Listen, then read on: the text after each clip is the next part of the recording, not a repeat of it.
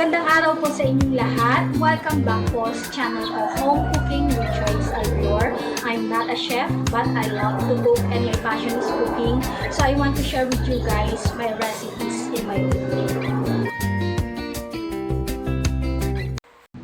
Hello guys! Welcome back to my vlog. And for today, another recipe na naman ang i-share ko sa inyo. And of course, this is a beef recipe. And ako, napakasarap po nito. And sana matry nyo din at home kasi kakaiba nito. Something na may twist with this beef recipe. And tatawagin kong Garlicky Beef in Oyster Sauce. Nako, paborito po ito ni Vince. And for sure, pag na-try nyo to at home, magiging paborito na rin ng yung mga kapamilya. Kaya, come on! Please watch this video.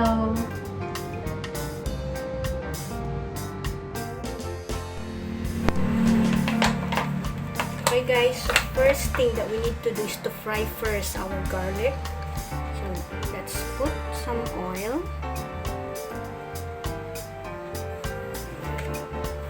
Make sure na mainit na yung pan bago nyo ilagay yung mantika. Then let's put the garlic. Mas maraming garlic, mas masarap, mas mabango. Ituin natin ang ating garlic hanggang maging golden brown.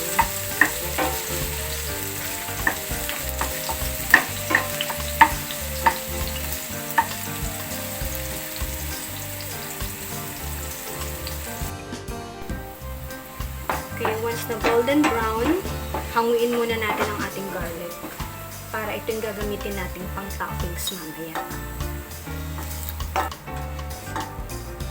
And then, bawasan natin ng oil guys. Ayoko ng maraming oil sa ating beef. Okay, so since mamantika ang beef natin, kaya konting-konting oil lang sa akin. Pero it's up to you kung medyo mamantika ang gusto natin. And then, let's put the onion, chopped onion.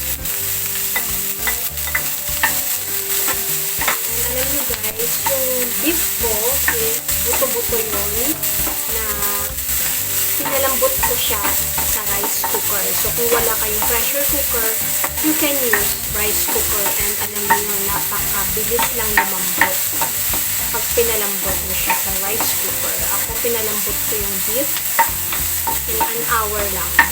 Napaka-tender na niya.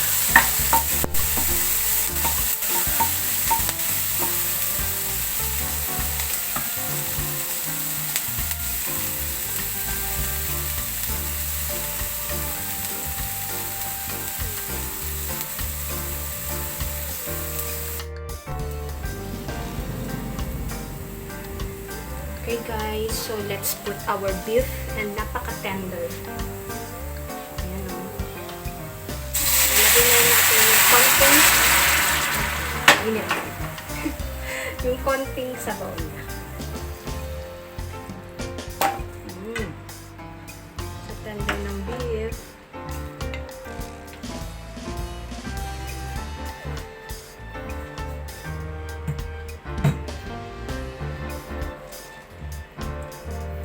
So, yung pinili kong beef ay yung parteng may taba-taba at buto. Ayan. Okay. So, 1 kilo beef po ito. So, pakuluan natin in few minutes. And then, let's put oyster sauce.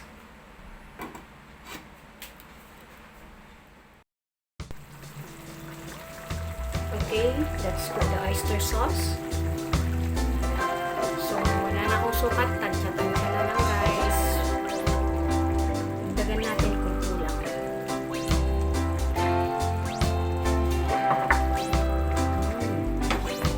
Napakalambot ng beef.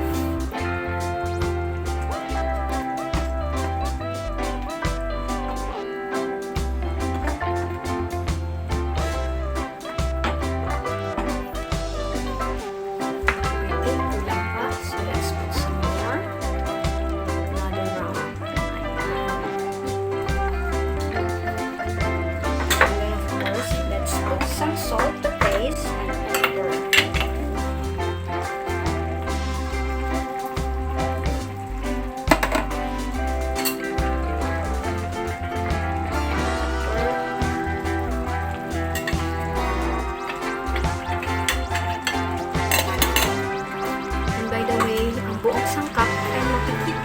the description box below, okay? And this video is best for beginners who wish to try. So sa mga beginners na gusto matuto ng mga simpleng ulam, lutong ulam, Pinoy ulam recipe,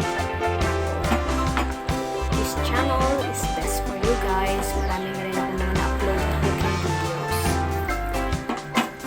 And sa mga hindi pa po nagsusubscribe, please do subscribe to my YouTube channel. Thank you guys sa mga patuloy na sumusuporta sa YouTube channel ko. Okay. So let it simmer for a few minutes. And kung titignan nyo, makikita nyo talaga na very tender.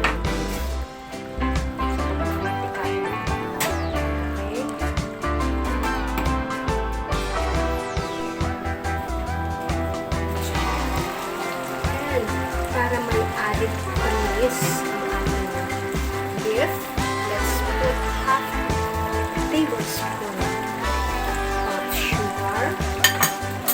And then para may anghang factor, maglalagay ako ng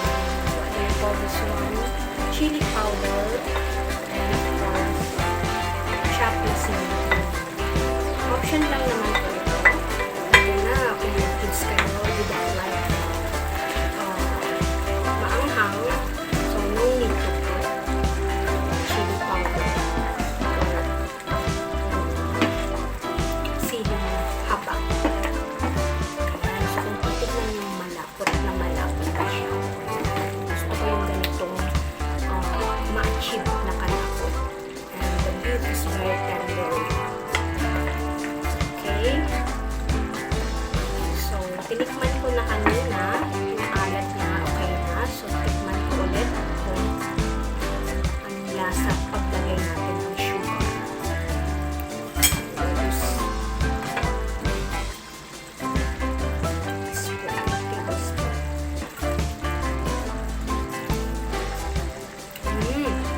Sarap na siya guys. Matamis, anghang, tapos the alat niya okay.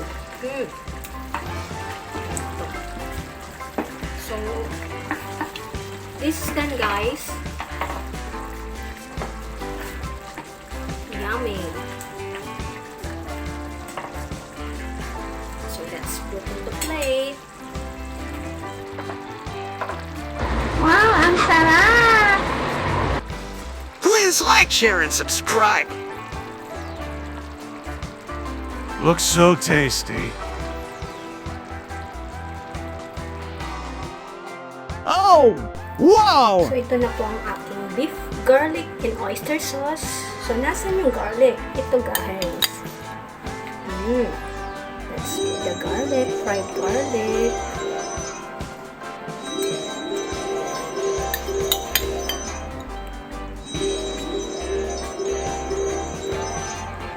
Channel! Okay. Done. Tingnan nyo naman ka-tender ang ating beef. Ayan o. So yummy! Kita mo. So tender.